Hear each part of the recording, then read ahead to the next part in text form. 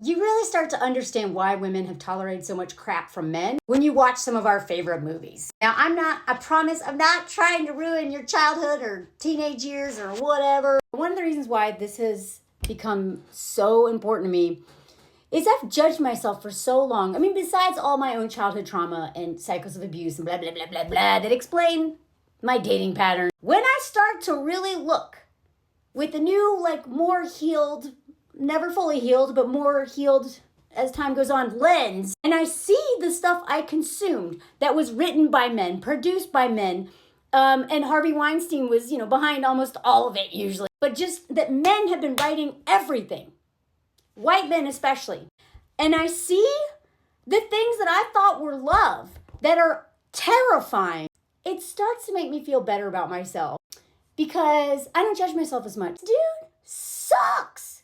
He's the hero, and we feel so bad for him, but he sucks. He sucks as a boyfriend. I feel bad for men and their trauma and their abuse, but I also dated a man who came from trauma and abuse, who never got help, and he almost me. So I'm starting to have a little less compassion, not for the abused child and not even for the man, because I can individually feel empathy for someone, while as a collective and refusing to go to therapy, refusing to let go of power and domination and their allegiance to patriarchy and blaming us for everything. This dude wrote this movie with his BFF, and let me know if you want me to do a dive into the whole movie itself. But this scene right here came across my feed on the Facebook, and I watched this scene, and I actually had a trauma response because this dude is abusive. Nobody should be dating this man, much less a girl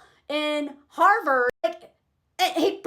She brings him to California with her? Great. When he's isolated from his family, I mean, not his family by choice, all his bros who he hides behind, who will do anything. They'll take a bullet for him. He's cut off from all that and from his therapist. You don't think that man's gonna beat her? Look what he did in this scene. She's like, yeah, I'm going to California. Maybe you should come with me. And he immediately goes into defensive mode. Oh yeah, I just want to take back blah. And she's like, no, I really want you to come. He's like, well, I can't go.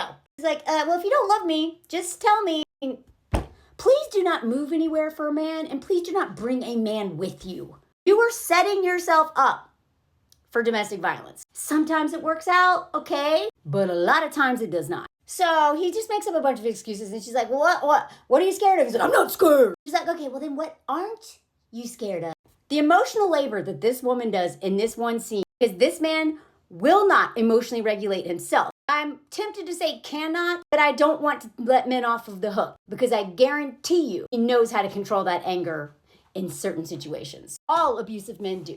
So she challenges him and is like, oh, is it because you feel safe here? Blah, blah, blah. No one challenges you. Don't tell me about my world. Don't tell me about my world. As he gets up to leave. In a classic example of projection, which is what men are all about, especially unhealed men. You just want to have a little fling with a guy from the other side of the track. Basically just accuses her of using him, wanting a little fling, but really she wants a little rich boy. You're gonna go off this thing. Men, insecure men, hate smart women. They hate women with money. They hate women with agency and power and anything. And he's just like, yeah, you're off the thing and you're gonna get some rich prince your parents will approve of. Sit around with your trust fund babies. Believe me, I have a lot to say about Nepo babies, and I'm looking at you, Gwyneth Paltrow. But this is him being so insecure that she is smart and has money and is beautiful and all the things. And he's used to playing women and using women. He gets his confidence from his bros and competing for women. At least that's how he talks. Maybe he's not that way. He talks that way.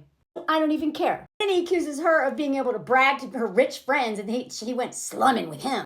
Pure projection. And then she's like, what are you talking about? Why are you obsessed with my money? And then she talks about her father dying and inheriting money. And what she says is not all great. He doesn't understand what it's like to live in poverty. He doesn't understand his whole world. She's like, I would give all that money back for one more day with my dad.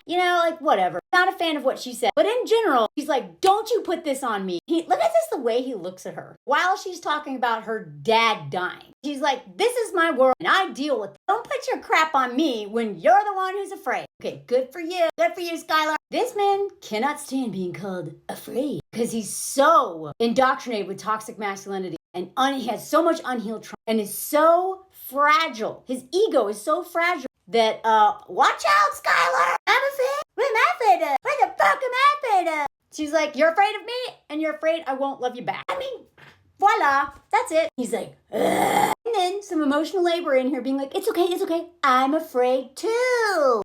I'm sorry, y'all. I need to take a break. I am so disturbed that I used to love this scene. I love this scene. Going back and watching it, I'm horrified. Then, our closing argument, but despite my fear, fork it, I want to give it a shot, and at least I'm honest with you. And he's like, what? I'm not honest? Men do not even realize how much they lie. Lying is so normal to them that he's literally like, what are you talking about? I don't lie. He's like, now how about those 12 brothers? He's like, crap. And instead of facing any accountability, starts buckling his pants again, gonna leave, and face admitting to any fault. She's like, no, why are you leaving? You can't leave.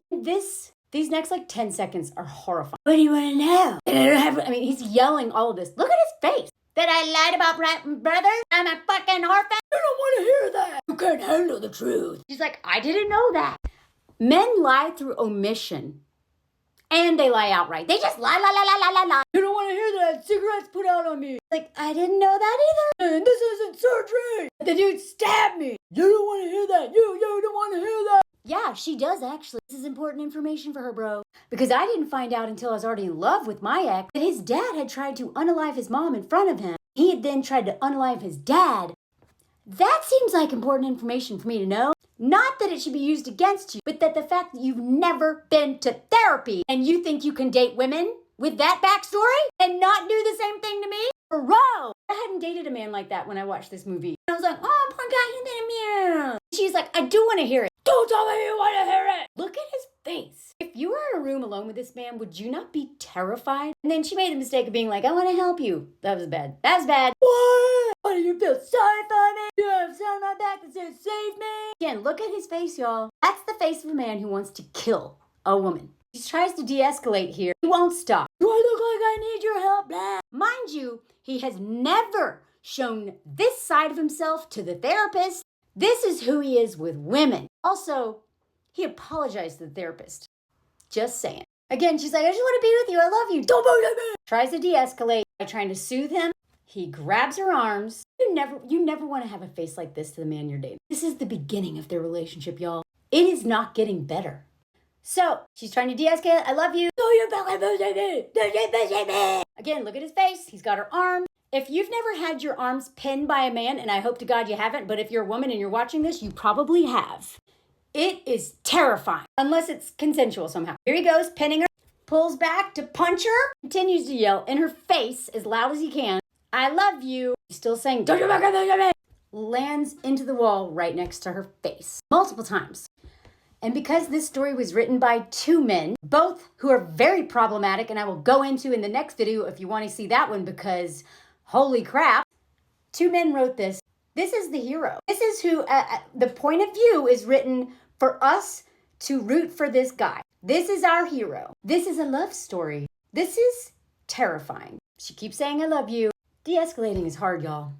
Your life depends on it. And because women have been conditioned to think everything's our fault. And, I love you. He feels bad that she upset him. And we're supposed to want her to feel bad. Because this is just a poor, abused guy who's so smart. He deserves a beautiful woman who goes to Harvard. Or is it Yale? Whatever. He deserves her. Here's the thing. If a man ever punches a wall next to your head, he will punch you in the face eventually. It may be years down the line, but he now controls you. Because he wants to punch you. That was a warning shot. Your life is in danger. But this is a love story. So she keeps trying to say, I love you. Want to hear you say you don't love me, and I'll leave you alone. Again, this is all written by men. Men wrote this dialogue. I swear to God, if I have to watch one more rape or violence against women scene written by men, I'm gonna scream. He grabs her arms again. She's still begging him to say he doesn't love her, so whatever. And he looks her dead in the eye. I don't love you. And leaves. Then he cries to his therapist and moves to California to be happily ever after. Do you understand why we live in this reality now?